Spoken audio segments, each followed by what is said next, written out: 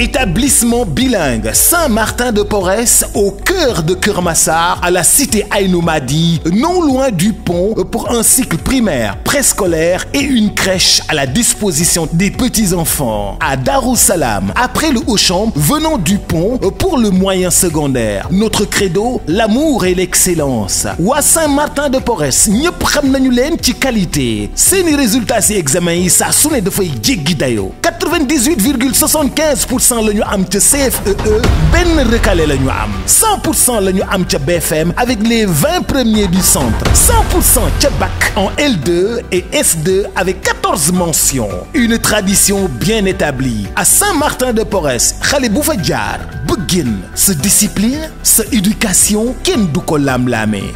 Ay valeurs yu baax seen enseignement dafa am qualité ndax ay jàngalekat yu xarañ ñoo fa ne. Pour intégrer l'école dañuy fas yéene def ay tests ci anam yu wóor selon convenance. Pour les élèves de CP, CE1, CE2, CM1 pour le primaire, 5e, 4e et première pour le secondaire. Place limitée kon ñëw leen gaaw inscrire balaa muy fees. Les élèves de CI, 6e et seconde s'inscrivent sans test. Lii neex na de. Les inscriptions et réinscriptions se poursuivent. Établissement bilingue Saint-Martin-de-Porès, 77 345 27 65 ou le 77 642 16 72 ou le 33 878 29 81 ou le 77 235 33 62. Notre lien YouTube Saint-Martin-de-Porès, Keur Massar.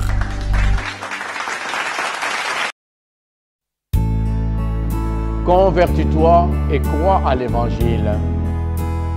Crée en moi un cœur pur, purifie-moi, purifie-moi. Crée en moi un cœur pur, que je puisse t'adorer.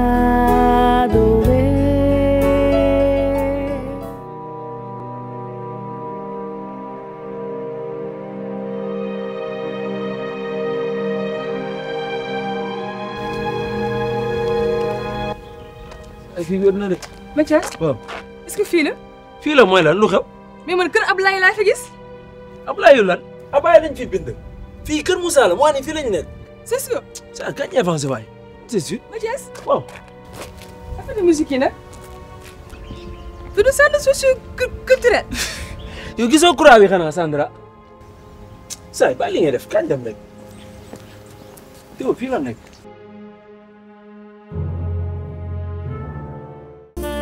Merci au agneau de Dieu de siéger dans nos vies. Bon, voici ma participation. Et Père Guy, je vais l'appeler quoi. On discute. D'accord, pas de souci, Monsieur Diatta. Merci pour votre réactivité et pour les conseils aussi. Parce que depuis lors, d'ailleurs, dans des dépôts de soutien dans les entreprises, mais on n'avait pas beaucoup de retours tamit. Et gis nañ seen taxawaay tamit ci suñu paroisse gi. Pas de souci, hein, pas de souci. On est vraiment ensemble. Mais il faut noter aussi que nous tamit on reçoit beaucoup de demandes, hein. Mais quand même on fait en sorte de vraiment répondre. Voilà. Il faut aussi noter que beaucoup d'entreprises de nos jours là, ils n'aident plus les paroisses, encore moins les jeunes.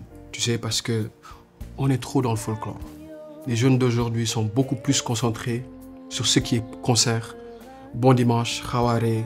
Et c'est pas ce qui est important. Ce n'est pas du tout ce qui reflète l'image de l'église. Donc, quoi. C'est important. Vous avez parfaitement raison. En plus, il faut savoir qu'il faut des... Tu vois, il faut faire que nous avons des détections, d'autres pas. Et sincèrement, mon message, c'est pour vous les jeunes chrétiens. C'est important, je vous exhorte à mieux, c'est-à-dire appréhender ce qui est important, à mieux vous ancrer dans la foi. Parce qu'on a un catéchisme, nous savons que nous dîner, mieux connaître la Bible, mieux connaître, c'est-à-dire ce que Dieu veut de nous, ce que Jésus veut de nous. C'est important. En plus, vous avez une très bonne formation avec les scouts, guides, CVAV, etc. Donc, on l'a dit, quoi. Soyez un peu plus dans ce qui est important.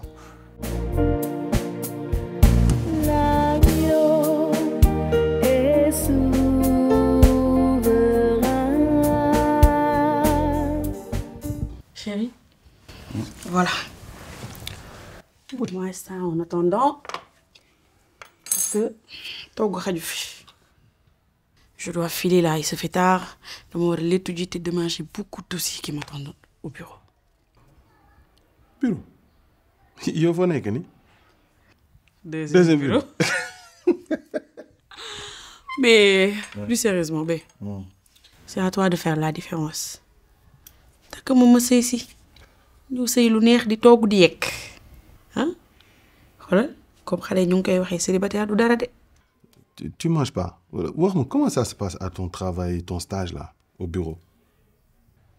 Chérie, pourquoi à chaque fois qu'on parle de mariage, tu essaies d'esquiver la question? Qu'est-ce qui se passe? Bon, d'accord. Je te force à rien. T'inquiète pas, on va se calmer. Prends tout le temps qu'il te faut. Mais nak, bu ñu xass jeune chrétien nan duñ tak. Xel ba bul mer. Yow ba légui tontu woo ma de. Lu tax lekko xanaa danga ci def ay bagages. Bagages? Je veux dire ay saafara ak yooyu. Yo Charles, est-ce que les prix tolo? Yo, tu as une fois vu une chrétienne dans ce genre de pratique? Ah bon. Église là lay wax ni de. Yow xanaa xamoon ne cette génération bii nii yéen a sañ lu ne fu ne.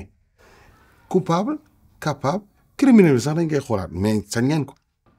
Charles? Dañ seetaan les couples là sur les réseaux sociaux yi. Je te parle de la réalité. Tu me parles des réseaux sociaux. Xam nga lan la? Mange pas. Damay dem dama war a lire tuuti. Toogal. On va être un peu plus sérieux. Toogal rek.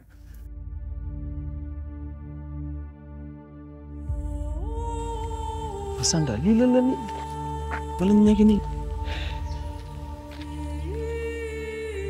Sandra lii lan la mais ñii ay Shaolin lañ wala ay karatéka wala kii wala lii lan buy tiw fii la nekk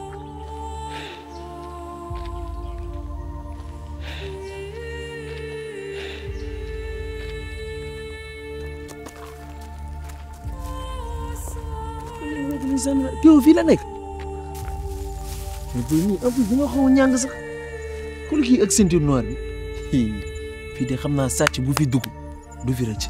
waaw Mathias léegi baa fi woon na kañ ñibbi. non ñëw ak lépp lu ñu dox ba fii nga ne pour ñu ñibbi yoo ko nañ dénk suñu bopp Jésus rek ñu avancé ñii ay exceptionnel au niveau karatéka yooyu lañ nekk yow xanaa doo seetaan film ay Kung Lao ay Sub-Zero yooyu noonu. ok loolu.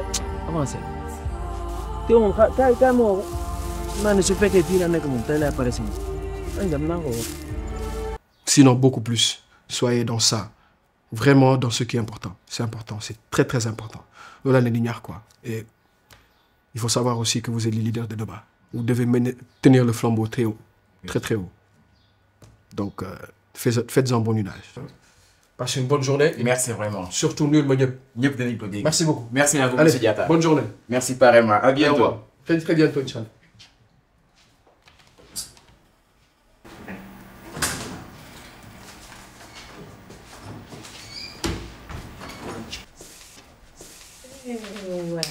waaw mais Fatima.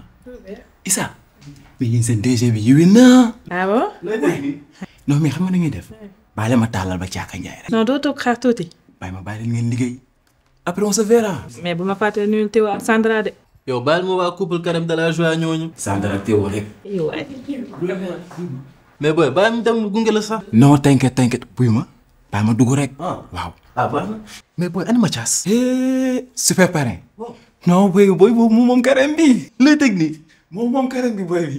booy woo ma loolu foog ñu tracé si. loolu lañ siy kaar. les gars. allez au revoir merci beaucoup. non kii sérieux. baaxul kii moom kay.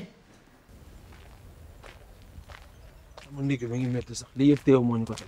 mais dafa sori. wala bunt bi dafa tëju sax. waa ngi léegi ndax li tëju. wala déggal prière yi war na mi ngi ci biir. kaa ñu woo ko sax.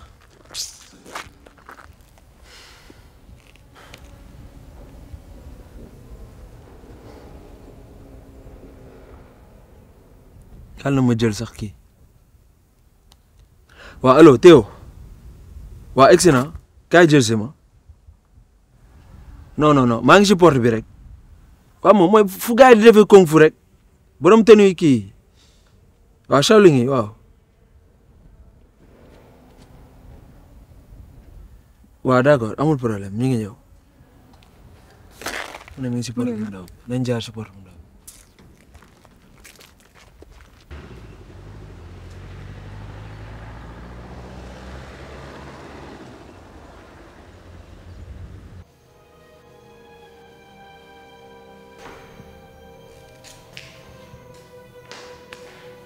Surprise.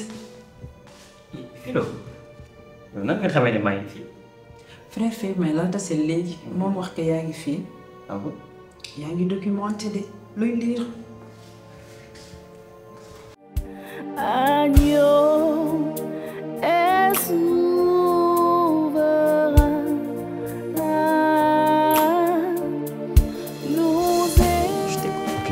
xam naa ne entre ñun ñaar la différence d'âge elle est très grande mais d'après toi une femme mariée comment elle doit être dans son foyer naka la war a mën a mel.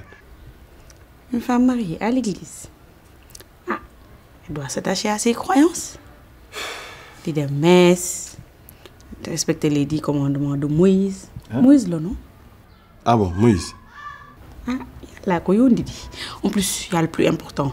Ne pas accepter la polygamie. Chérie, sois sérieuse waaye man li ma lay wax nii c'est important. Yow je te parle d'église nga naan ma. bu ma jaxaseeg yàlla. Oh Charles, t'es relou. Ah d'accord, important. D'accord. Bon bref, blague à part. Une femme mariée doit impérativement savoir s'occuper de son mari, de ses enfants, de son foyer, peu importe ses activités professionnelles. Ak lu mu mënti def war na di defal jëkkëram, di ko jàppale, di ko déglu. Comme on dit, pour le meilleur et pour le pire. Tu vois, quand tu es sérieuse, tu es extraordinaire. C'est. Lii laa bëggoon di mais attends caméra yàlla tey waaw. Ah rey nga ba pare den. ah.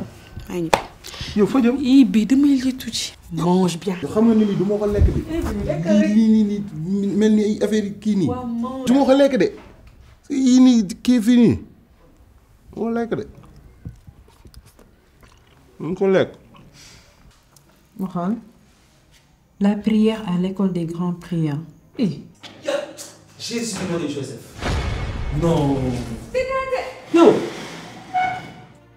kon yow retraite spirituelle bi ngay ñodd yëpp nii lay demee.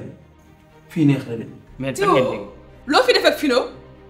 Théo yaa ma bett. Philo si la ma waxal looy wax. vas-y.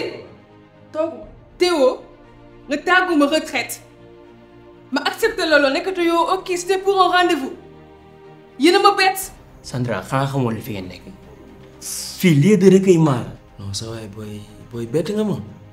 ngay tàggu ma ak Baye Fall da ngay ñëw retraite spirituelle xam nga gën a jege Yeesu affaire yi demee noonu nekkate yaa ngi fii di jalonné xaw ma hôtel nga nekk xaw ma. mais Mathias xanaa sax balaa ngeen wax mais ngeen comprendre.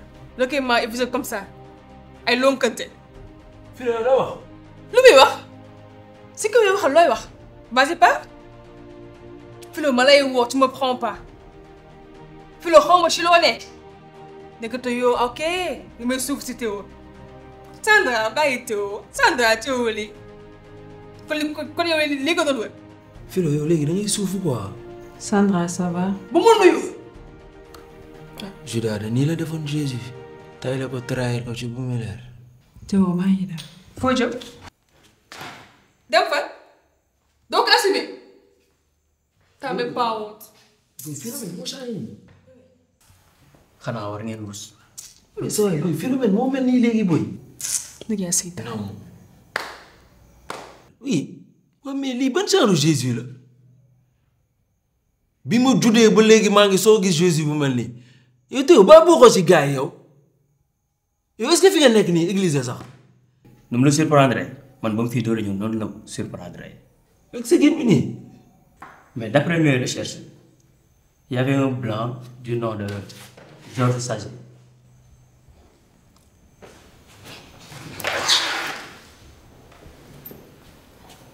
Allez, bonjour.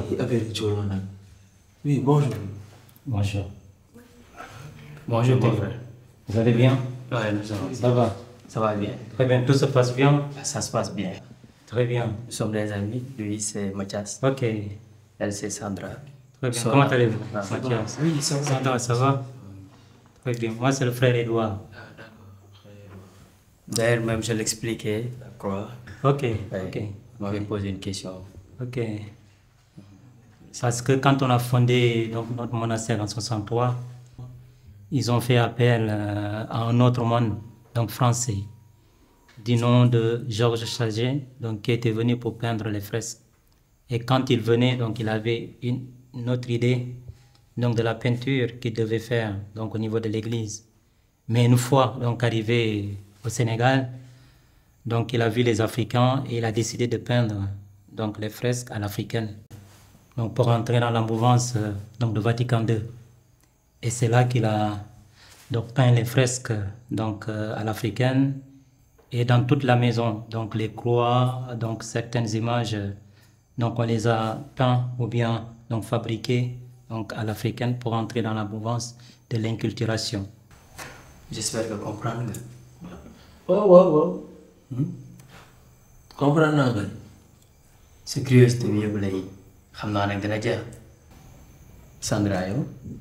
Je me demandais pourquoi vous portez des ceintures noires. Disons la ceinture noire, donc ça symbolise la chasteté, donc la ceinture. Et le capuchon que vous voyez là, c'est l'humilité. Parce que nous, quand on arrivait ce matin, j'ai cru qu'on était dans une école de karatéka, Shaolin, les genres. Non, nous ne faisons pas du karaté, nous. Vous ne faisiez pas du karatéka? Non, pas du tout. Pas du tout. On est jet les filles qui formés. Donc, nous, notre vocation, c'est la prière et le travail. Donc, nous avons ce qu'on appelle les 3-8. Nous avons 8 heures de travail, 8 heures de sommeil et 8 heures de prière. Et nous prions 7 fois par jour. Et vous êtes prêtre, oui, hein? Si, je suis prêtre aussi. Dans le monastère, vous pouvez trouver des prêtres et des frères. Mais quand on vit au monastère, c'est pour être frère, non pas pour être donc prêtre. Quand quelqu'un entre au monastère et qu'il dit donc on permet que lui veut être prêtre, donc on va l'orienter au séminaire. Mais quand on arrive donc au monastère, donc nous faisons tous des études, voilà, pour donc la théologie. Et c'est le père abbé et son conseil qui voit le prêtre qui est idoine, donc qui est donc voilà, quelqu'un qui est douane pour être prêtre, donc on l'appelle à la prêtrise. Mais c'est pas de notre, c'est pas un souhait que nous nous formulons. Voilà, donc c'est un appel. Donc nous on dit que c'est un appel dans un autre appel. Voilà, donc on est moine d'abord, donc avant d'être prêtre. Et quand vous arrivez à l'église, si c'est pas la messe, vous ne saurez pas qui est prêtre et qui ne l'est pas. Mathias, on fait ces jours-là. C'est pas, ça dépendra de lui. Hein. Donc on ne force pas les gens à rester ici. En tout cas, c'est ce qu'ils voulaient savoir. Ok. Oui. J'espère que... Je ne sais pas, il n'y a pas d'autres questions? Non, c'est bon pour l'instant. Nice. D'accord, Théo, je vous laisse. Ok, merci. Voilà. Donc à bientôt. Merci. Allez, madame, au revoir. Alex, allez, au revoir. gars yi taxaw nañu ñëw fi ngay toog di muboo nii gars yi après di coacher booy si el bi nii. dara si génne. merci ay frère affaire yi dem. ah frère loolu dara si génne.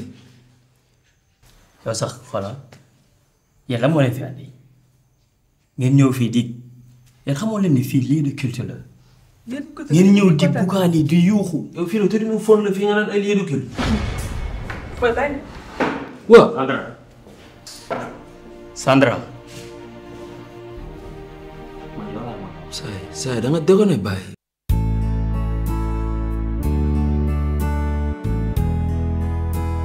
Crée en moi un cœur pur, purifie-moi, purifie-moi.